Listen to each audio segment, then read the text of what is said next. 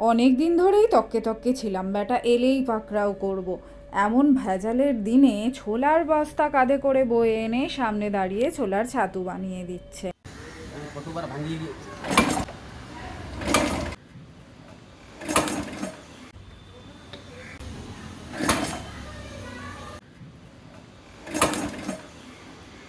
শুধু কি আমি, মেশিনেরও মাথা গরম হয়ে গেছে।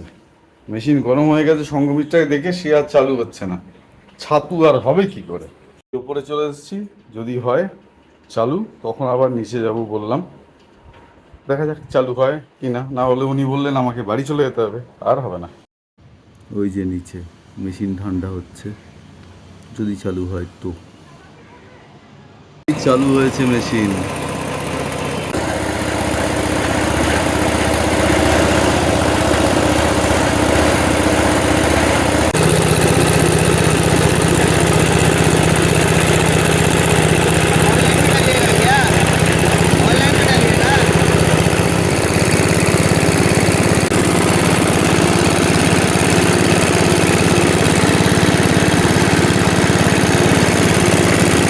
বালক এখানে অবাক চিত্তে দেখছে।